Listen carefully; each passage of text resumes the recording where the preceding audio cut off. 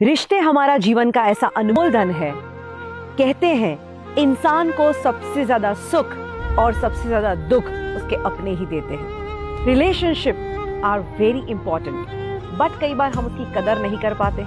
कई बार बहुत सारी मिसअंडरस्टैंडिंग हमारे बीच में होती है और इसीलिए हम दुखी होते हैं। अगर भगवान प्रसन्न हो जाए और वो आपको कहे कि आपको जो मांगना है मांगो, जितना धन दौलत ऐशो आराम गाड़ी बंगला मैं सब दूंगा, बट एक कंडीशन, वो धन दौलत के साथ वो बड़े महल में रहने के लिए आप अकेले होंगे, कोई अपना आपके साथ में नहीं होगा। मुझे बताइए, क्या ये वरदान आप स्वीकार करेंगे? Of course not. कोई भी इंसान इसको वरदान नहीं मानेगा, क्योंकि धन दौलत शोहरत सब कुछ हो, पर अगर अपने ही ना हो तो वो दुनिया फीकी पड़ जाती है। स्वामी विवेकानंद कहते हैं कि इंसान का सबसे बड़ा मिसअंडरस्टैंडिंग का या झगड़ों का कारण यही है कि इंसान हमेशा ये चाहता है कि मैं जैसा हूं, हम जैसे हैं, सामने वाला वैसा ही बर्ताव करे। नहीं, सामने वाला अलग है, उसकी परवरिश अलग हुई है, उसका बैकग्राउंड कुछ अलग है, उसका स्वीकार करना शुरू करो। सबसे इंपॉर्टेंट, हमारे रिलेशनशिप को अगर हम मजबूत करना चाहते हैं तो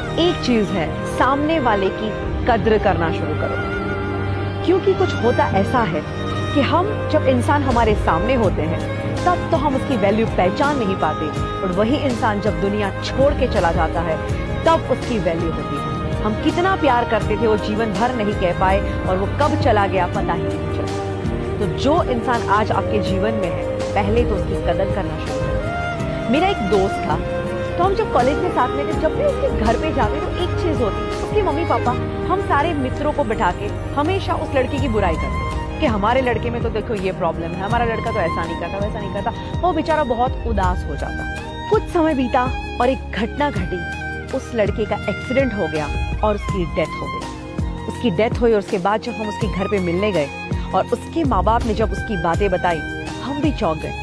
उन्होंने कहा हमारा लड़का तो हीरा था, हीरा, ऐसा लड़का कहीं हो ही नहीं सकता, इसके अंदर ये क्वालिटीज थी, ये गुण थे, ऐसा था वैसा था, इतनी अच्छी अच्छी बातें जो शायद हम दोस्त होके भी कभी नहीं जान पाए। ऐसी बातें सुनाई। मुझे कहना था, मैं नहीं कह पाई, बट मुझे लगा कि शायद कभी एक बार आप ये सारी बातें अपने लड़के को बता देते तो। आप जब उसको कोसते थे वो हर रोज मरता था, एटलीस्ट कभी आपने ये बता दिया होता तो वो हर रोज नहीं मरता, उसको इतना दुख नहीं पहुंचता, उसका दिल नहीं टूटता। तो बातें तो अच्छी होती हैं, पर हम शेयर करने में ही हिचकिचाते हैं। अपनों के साथ ऐसी बातें शेयर करना शुरू करो, वो कितने वैल्यूएबल है उनको बताना शुरू करो। अपनों के लिए कभी भी कुछ करो तो उन्हें सुनाना बंद करो। हम क्या करते हैं, अक्सर अपनों के लिए कुछ करते हैं और फिर उसे सुनाते हैं, देख तेरे लिए मैंने ये किया, देख मैंने तेरे लिए ये किया, और सबसे ज्यादा वो हर्टिंग होता है। एंड कई बार मैंने देखा है, कई बार पेरेंट्स एक दूसरे को बहुत सुनाते हैं, हस्बैंड वाइफ एक दूसरे को बहुत सुनाते हैं, एंड होता क्या है, बाद में उसी शब्दों की कोई वैल्यू नहीं होती, और कई बार इसी शब्दों की वजह से लोग आपको हेट करना शुरू कर देते हैं। मधुमक्खी होती है, वो बहुत मेहनत करती है, एक एक फूल में से रस चूस के लाती है और हनी बनाती है। ये मीठा शहद सबको अच्छा लगता है, पर मधुमक्खी को कोई रखना नहीं चाहता। क्यों? क्योंकि वो मेहनत तो करती है पर वो डंक मारती है। एंड जब आप अपनों को ताने मारते हैं, दैट मीन्स आप उनको डंक मारते हैं। तो हो सकता है कि आपके काम शहद जैसे होंगे, बट अगर आपकी डंक मारने की आदत होगी तो आपके अपने भी आपसे दूर भागना शुरू कर देंगे। कई बार हमारा बिहेवियर भी अपनों के साथ इतना गलत होता है, गलत शब्दों के साथ हमारा बर्ताव भी लोगों को अपनों से दूर कर देता है। मैं तो देखती हूँ कई बार लोगों का बर्ताव इतना रूड होता है, इतना रफ होता है कि कई घरों में ऐसी हालत है कि कुछ लोग ऐसे होते हैं जो घर में आते हैं और घर वाले खुश हो जाते हैं, और कुछ लोग ऐसे होते हैं जो घर से बाहर जाते हैं और घर वाले खुश हो जाते हैं। तो जरा चेक कीजिएगा कि आप कौन सी कैटेगरी में आते हैं। रिलेशनशिप में मैं हमेशा कहती हूँ कि अपना रिमोट अपने हाथ में रखो। कई बार हम क्या करते हैं, अपना रिमोट सामने वाले के हाथ में दे देते हैं। अब उसके हाथ में है, उसकी मर्जी, उसने हंसाया आप हंसने लगे, उसने कुछ ऐसा कर दिया आप गुस्सा करने लगे। तो आप अपना रिमोट कंट्रोल क्यों किसी और को देते हैं? कई बार लोग कहते हैं मैम सामने वाले का बर्ताव ही ऐसा होता है, मैं क्या करूं, मुझे भी गुस्सा आ जाता है। तो मैं उसके लिए गौतम बुद्ध का एक सुंदर एग्जाम्पल देना चाहती हूँ। एक बार एक इंसान थे जो गौतम बुद्ध से बड़ी नफरत करते थे, और उनको लगा कि आज तो गौतम बुद्ध के साथ जाके झगड़ा किया ही जाए। जैसे ही गौतम बुद्ध नजर आते हैं, ये उनके ऊपर गालियां निकालना शुरू करते हैं, गालियों की बारिश करते हैं। तुम ऐसे हो, तुम वैसे हो, और गौतम बुद्ध को सबके सामने अपमानित करते हैं। इतना बोलने के बावजूद भी गौतम बुद्ध शांति से बैठे बैठे मुस्कुरा रहे हैं। वो इंसान कहते हैं, मैं तुम्हें इतनी गालियां निकाल रहा हूं और तुम मेरे सामने हंस रहे हो।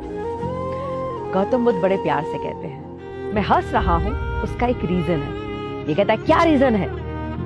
गौतम बुद्ध बड़े प्यार से कहते हैं कि तुम हमेशा कहीं ना कहीं किसी ना किसी के घर पे जरूर जाते होंगे। वो कहता है, हाँ। ये कहते हैं कि जब तुम किसी के घर पे जाते हो तो उनके लिए उपहार लेके जाते हो, भेंट सौगात कुछ ना कुछ। कहता है, हाँ, पर इससे क्या मतलब? गौतम बुद्ध कहते हैं, शांति। जब तुम किसी के घर पे उपहार या गिफ्ट कुछ भी लेके जाते हो और तुम उसे देते हो, अगर वो इंसान उसका स्वीकार न करे तो क्या? वो तोहफे मेरे पास रहेंगे, पर इसका तुम्हारी मुस्कुराहट से क्या लेना देना है?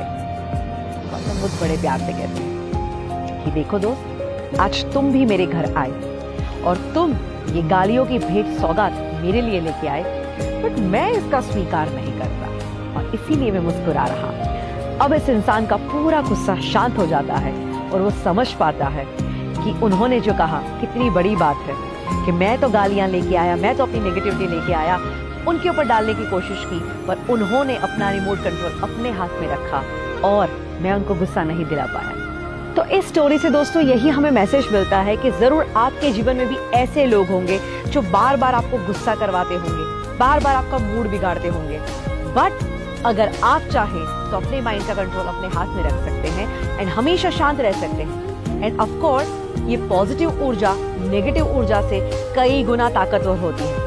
अगर आप शांत रहेंगे तो सामने वाला कितना गुस्सा कर पाएगा। ऐसी छोटी छोटी टिप्स अगर आप जिंदगी में फॉलो करेंगे तो डेफिनेटली आप अपने रिश्तों में और अपने नेचर में एक बहुत बड़ा पॉजिटिव बदलाव ला पाएंगे। सो मैं इतना ही कहूंगी कि आज से ही अपने रिलेशनशिप को महत्व देना शुरू कर दो, सामने वाले की कदर करना शुरू करो, उसको ताने मारना बंद करो और सामने वाले के हाथ में अपने माइंड का रिमोट देना बंद कर दो।